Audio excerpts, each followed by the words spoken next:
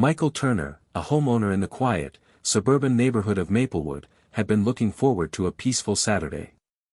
After a busy week filled with long hours at his job as a project manager at a tech firm, he was relieved to have the day to himself. It was late September, and the crisp air suggested that autumn was just around the corner. Michael had decided to spend the day cleaning out his garage and getting everything ready for the coming winter months. There was no rush, just a simple, satisfying task of organizing tools and putting away outdoor furniture. The garage, though it had seen better days, was spacious enough for his car and a few other odds and ends. Michael enjoyed the quiet moments he spent in there, getting his hands dirty while mentally unwinding. It was a luxury, he thought, to have a home of his own, a place where he could control the atmosphere, free from the noise and stress of the office. As he moved a stack of boxes to the side, making space to sweep the floor, he glanced up to notice something odd. From the corner of his eye, he saw a figure standing on the porch of the house next door. He squinted, trying to get a better look, but the figure was far enough away that he couldn't make out the person's expression. The figure remained still, watching Michael as he worked in his garage. Michael paused for a moment, wondering if it was a neighbor simply curious about his activities, but something about the way the person stood made him uneasy. It wasn't the normal neighborly greeting, just an intense, almost scrutinizing gaze. "What do you think? Where are you watching from?" Let us know in the comments, like, share, and don't forget to subscribe for more shocking stories like this. As Michael resumed his work, he couldn't shake the feeling that the figure was still watching him. It was an odd sensation, after all, he had lived in Maplewood for a few years now and had never experienced any issues with his neighbors. Everyone was generally friendly, and things were quiet. Yet, this felt different. Michael shook the thought from his head and focused back on the task at hand. He needed to finish cleaning up before the sun went down, and he had a few more boxes to sort through before he was done. But then, just as he was moving the last box, he heard the faint sound of footsteps approaching from the driveway. His eyes shot up just in time to see the neighbor from next door, a woman in her mid-40s, walking toward him. Her expression was stern, and there was a determined look in her eyes that made Michael's pulse quicken slightly. She stopped just at the edge of his driveway, her arms crossed in front of her chest. "Excuse me, Michael," she called out, her voice sharp and deliberate. "I've been watching you, and I have to say, you're acting very suspicious." Michael's eyebrows furrowed in confusion. "Suspicious? I'm just cleaning my garage, getting ready for the winter." The woman didn't seem to listen, her eyes narrowing. "No, you're up to something, and I don't like it." Her tone was tinged with a sense of accusation. "I've seen people come and go from this neighborhood, and I know when something's off. I think you're hiding something." Michael's confusion deepened, and a wave of frustration washed over him. "Look, I'm just trying to get some work done. There's nothing going on here," he said, his voice steady but firm. He wasn't sure what had caused this woman to act this way, but the last thing he wanted was to get into a confrontation. Still, there was something unsettling about her approach. The woman stood her ground, her gaze unwavering. "I'm calling the police. This behavior is just too strange," she said, her tone final as she turned and marched back toward her house. Michael stood frozen for a moment, stunned by the escalation. This was completely unexpected. He couldn't believe what was happening. Here he was, minding his own business, and now his neighbor was accusing him of something, of being suspicious.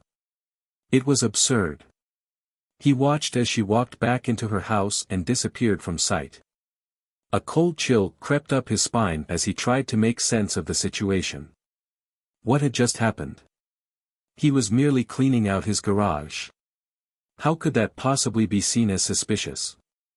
But before Michael could dwell on it too long, he heard the unmistakable sound of a police siren in the distance. His stomach dropped. What had he gotten himself into? He had done nothing wrong, but somehow he found himself in the middle of a situation he couldn't have anticipated. As the sirens grew louder and the patrol car pulled up in front of his house, Michael felt a mix of frustration and confusion.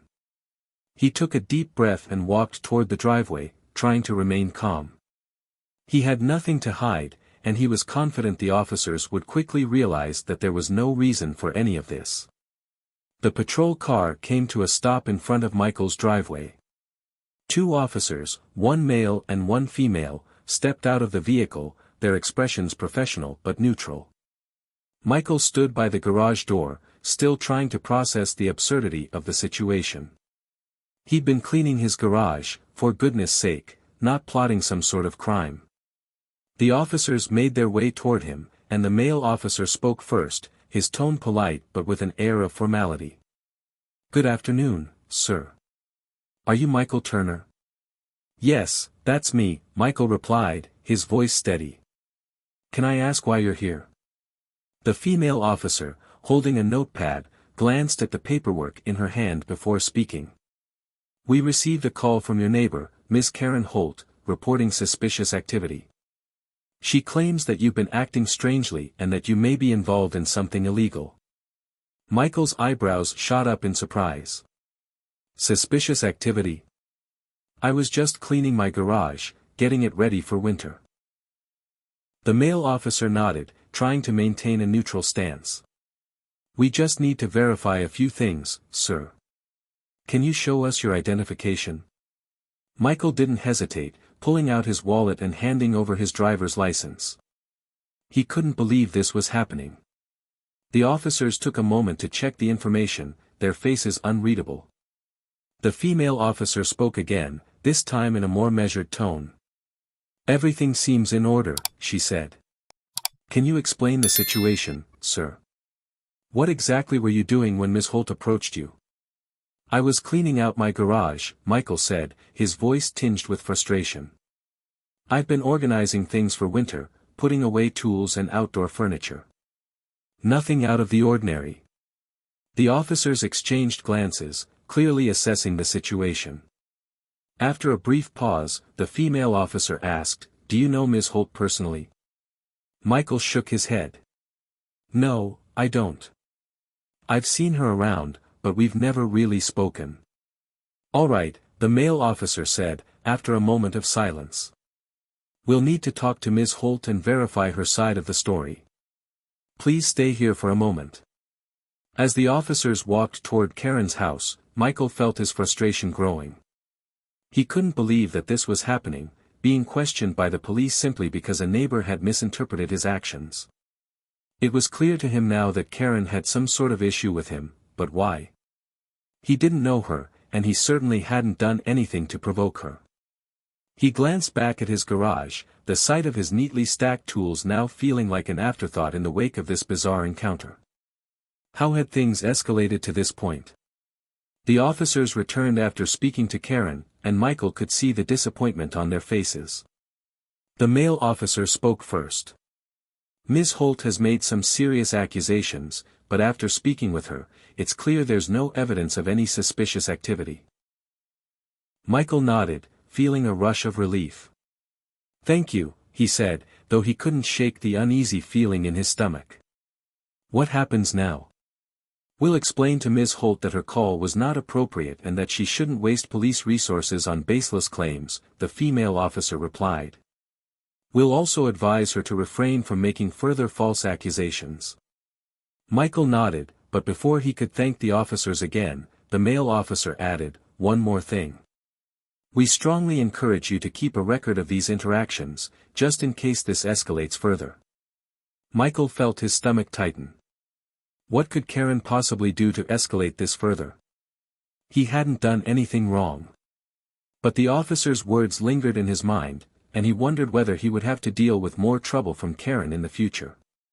Still, for the moment, at least, it appeared that the situation had been resolved.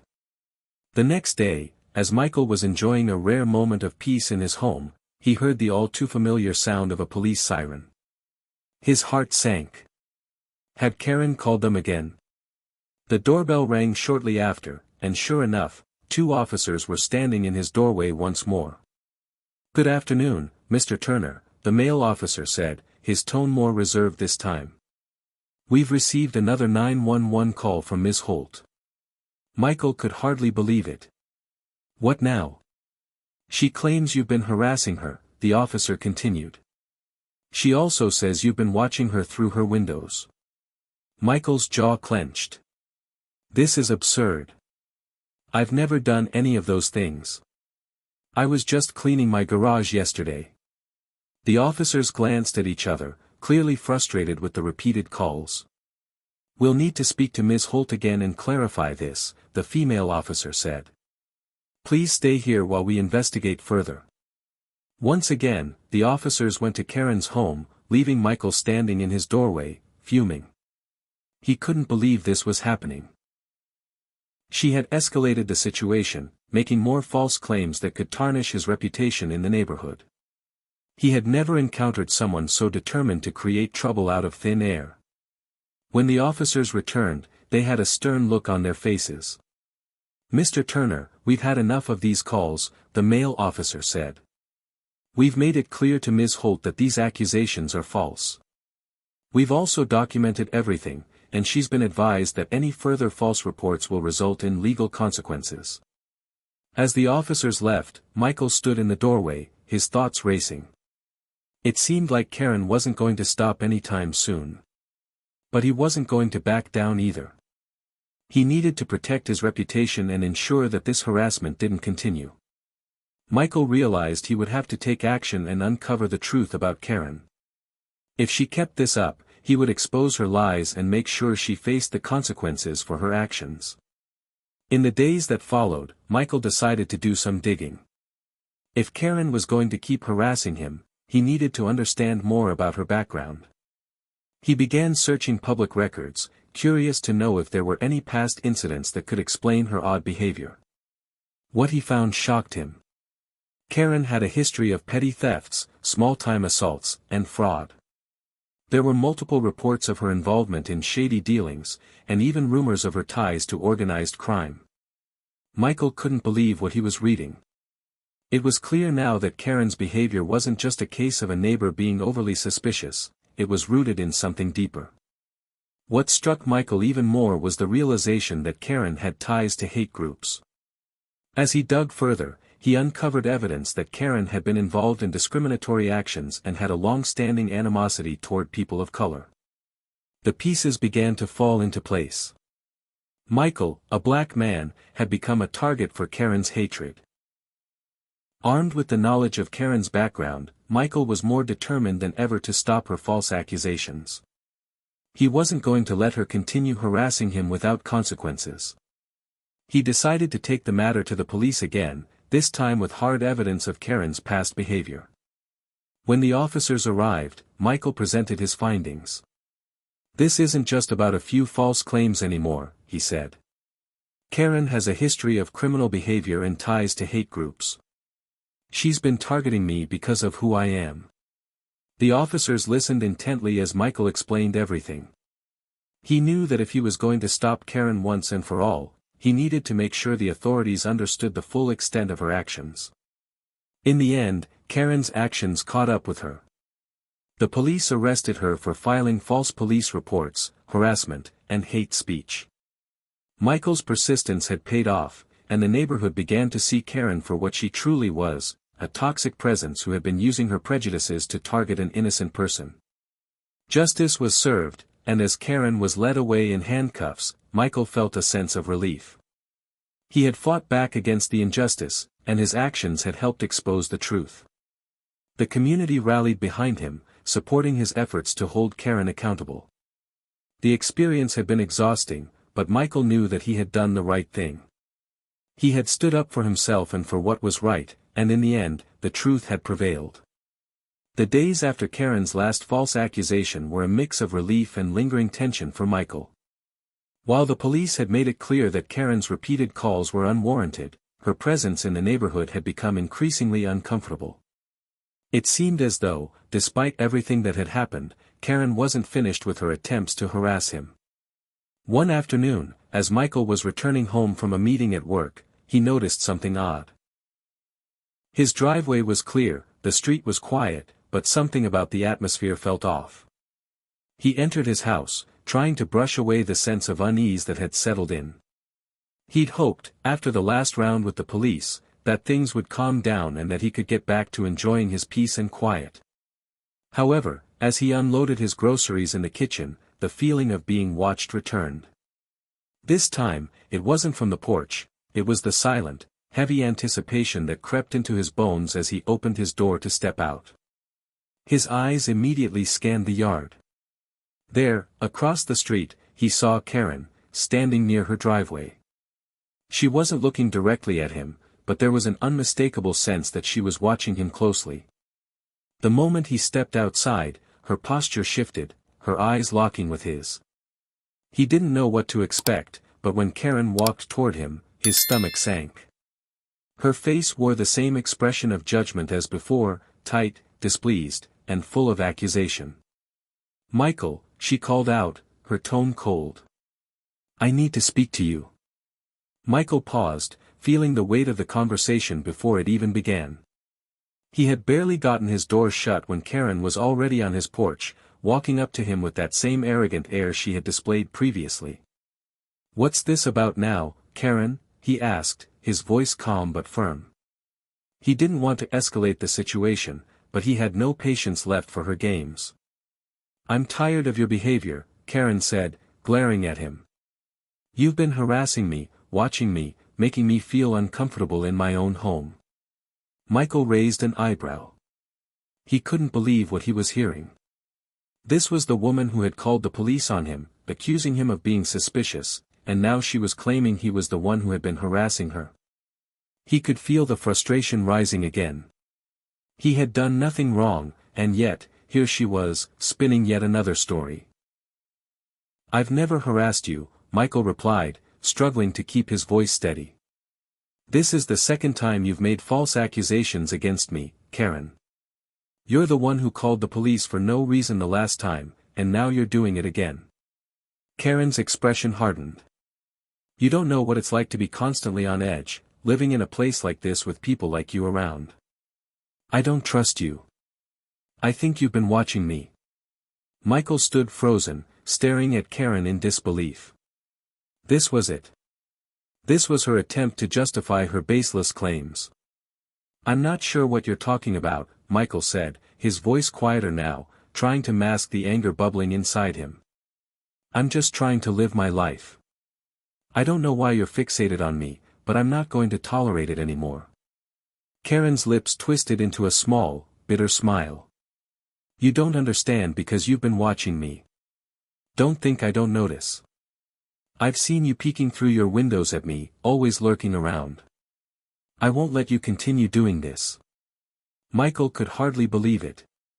She had now twisted the narrative, accusing him of the exact behavior she was guilty of. He tried to take a deep breath, but the words she spoke made him feel cornered. What was her endgame? What did she want from him? Why couldn't she just leave him alone? "Karen," Michael said slowly, his voice quieter now, but with more conviction, "I'm done with this. I've already gone to the police, and they've cleared me of any wrongdoing. I don't know what your issue is with me, but I'm not going to tolerate you coming here and making more false accusations. You need to stop this." Karen took a step closer, her voice low and insistent. "I'm not going to stop. You'll regret pushing me." With that, she turned abruptly, walking back toward her house, her footsteps purposeful. Michael stood in place for a moment, shocked by the encounter. He couldn't understand what had driven her to do this, but he knew one thing for sure, he wasn't going to let her continue to target him. Michael didn't waste any time.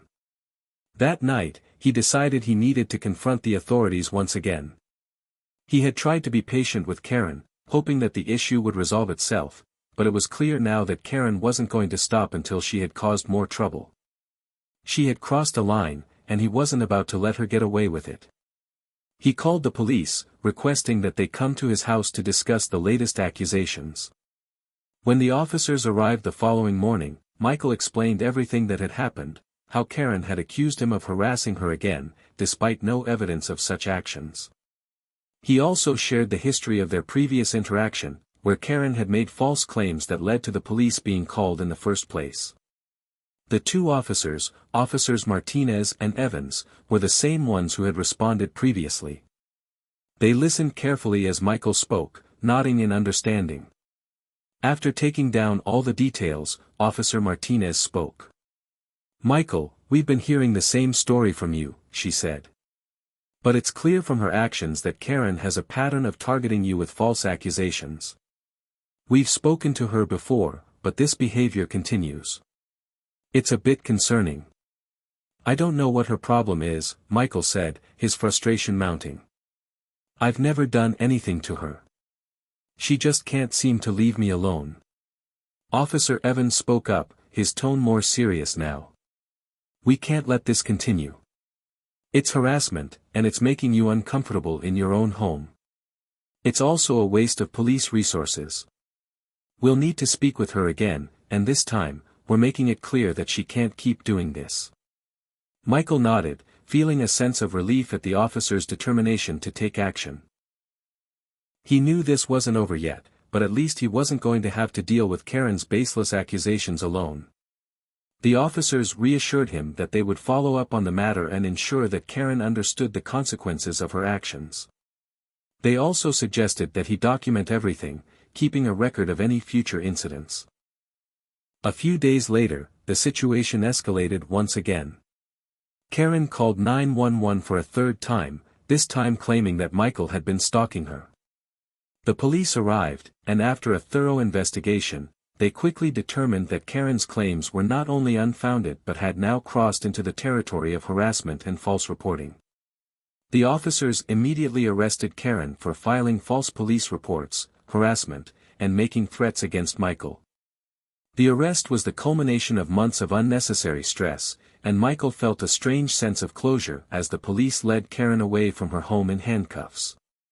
As Karen was taken into custody, the community began to see her for what she truly was. The truth had come out, and the neighborhood rallied behind Michael, showing their support. The building management also became involved, and Karen was officially banned from making any further false reports about her neighbors. In the days that followed, the stress began to lift. Michael's home, which had once felt like a battleground of accusations, now felt peaceful again. The neighbors who had witnessed the events supported him, and the atmosphere in the community began to change. Michael knew that the situation had been difficult, but he was proud of the way he had handled it. He had stood up for himself, faced the truth, and ensured that Karen's actions would not go unpunished. In the end, justice had been served, and Michael had proven that he wouldn't allow anyone to falsely accuse him without facing consequences. As the police closed the case and Karen's toxic influence was removed from the neighborhood, Michael felt a renewed sense of freedom in his own home. The nightmare was finally over. The tension had reached a boiling point. Michael Turner knew something had to be done. Karen's harassment wasn't just annoying, it was escalating, and he couldn't ignore it any longer. He had hoped that the previous police intervention would put an end to the constant accusations, but Karen's behavior only grew worse. After another tense encounter, where Karen accused him of harassing her for the second time in a week, Michael knew he couldn't just let her continue unchecked. He decided to take matters into his own hands by reaching out to the police once again.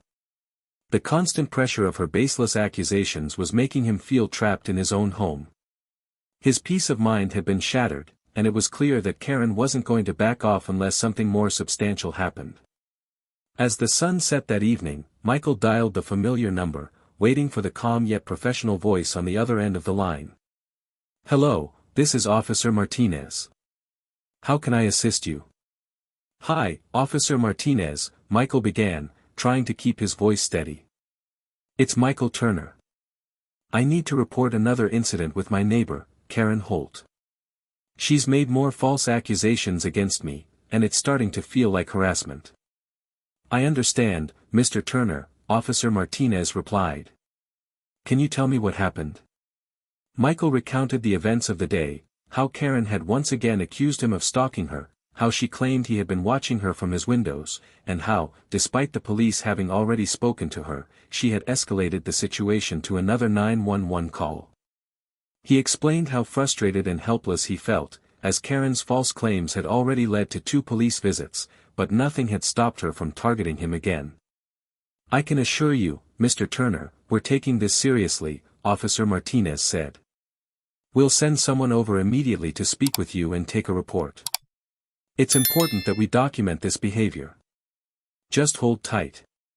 Michael exhaled deeply, relieved that the authorities were going to investigate further. He had been doing everything he could to remain patient and respectful in the face of Karen's irrational behavior, but he knew this couldn't continue. Every time he saw her, there was that nagging feeling that she might accuse him of something new, and his reputation in the neighborhood was becoming unfairly tarnished. When the officers arrived later that evening, Michael let them inside. Officer Martinez and another officer, Officer Carter, listened as Michael explained the situation once again.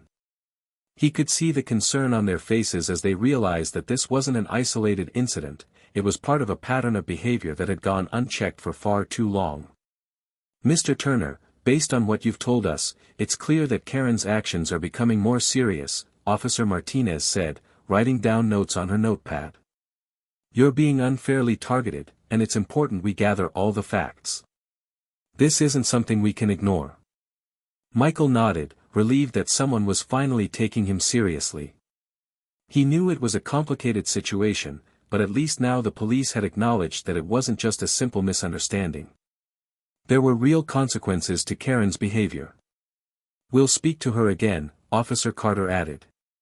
"And this time, we'll make it clear that further false reports will have legal consequences."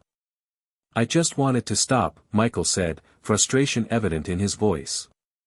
"I'm not doing anything wrong. I shouldn't have to deal with this in my own home." "We understand," Officer Martinez replied. "We'll make sure Karen understands the seriousness of this." After taking Michael's statement and gathering all the details, the officers assured him they would follow up with Karen. As they left, Michael felt a small sense of relief wash over him. It wasn't over yet, but at least the police were finally taking action.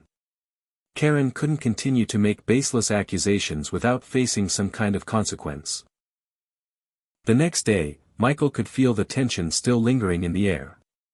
He hadn't heard from the police since their visit, and he couldn't shake the uneasy feeling that Karen might try something again. He had taken all the steps he could to protect himself, but at this point, the situation felt like it was spiraling out of control. He had tried to be patient, to give her the benefit of the doubt, but the constant harassment was wearing him down. Just after lunch, Michael was in his living room, reviewing some work emails, when he heard the familiar sound of police sirens.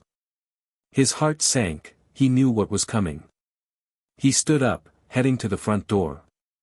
Sure enough, Officer Martinez and Officer Carter were walking up the driveway, their expressions serious. "Mr. Turner," Officer Martinez began, "we've just finished speaking with Ms. Holt, and we've confirmed that she's filed another false report against you. This time, she's claiming you've been stalking her and harassing her, just as she did before." Michael clenched his fists, anger bubbling up inside him. "This is ridiculous," he muttered under his breath. "I've had enough of her accusing me of things I haven't done." "I understand, Mr. Turner," Officer Carter said, his tone calm but firm. "We've seen enough. This has gone on long enough. We're placing Ms. Holt under arrest for filing false police reports, harassment, and making repeated, unfounded accusations against you. She's been warned, and now it's time to take action." Michael was stunned. He had never expected things to go this far, but in the back of his mind, he knew it was the only way to stop Karen. She couldn't just keep getting away with this. The thought of her being arrested should have brought him satisfaction, but instead, he felt a quiet sense of relief. The officers went inside Karen's house, and Michael waited in his living room, watching through the window as they spoke to her. He could see her gesturing wildly, clearly trying to explain herself, but it was obvious that the officers were done with her excuses. After a few tense moments, they walked her outside in handcuffs. As they passed Michael's house, he stood at the door, watching as Karen was led to the patrol car. She didn't look at him, but he could see the frustration and confusion on her face. It was over. The police had finally held her accountable for her actions, and the neighborhood could breathe a sigh of relief. "Mr. Turner," Officer Martinez said, stepping back toward him, "we've arrested Ms. Holt for making false reports and harassment. We've also charged her with hate speech based on the nature of her accusations against you. She'll be facing legal consequences for this behavior." Michael nodded, feeling a weight lifting from his shoulders. "Thank you, Officer Martinez. I just wanted this to end. I've been living in fear that she'd keep coming after me." "We'll make sure she understands that this kind of behavior won't be tolerated," Officer Martinez assured him. "The case is now in the hands of the courts, and she'll have to answer for her actions." The officers left soon after, and Michael stood in his doorway for a few more moments, processing what had just happened. He had won, but it had come at a cost. His peace of mind had been shattered, and his trust in his neighbor had been destroyed. Still, he felt that justice had been served. Karen's harassment had ended, and now he could finally reclaim his life. The community soon rallied around Michael, showing their support and offering their solidarity. The tension in the neighborhood started to dissipate, and Michael felt a renewed sense of peace in his home. It had been a long battle, but in the end, he had emerged victorious. As he sat down on his couch, looking out over the peaceful neighborhood, Michael realized that sometimes, standing up for yourself wasn't easy, but it was necessary. He had fought for his peace, and now it was his to enjoy. Hey everyone! If you found this story powerful and meaningful, please show your support by hitting the like button, subscribing to the channel, ringing the bell to never miss our thought-provoking content. Your support helps us continue sharing stories that inspire, educate, and challenge perspectives. Thank you for being part of this journey.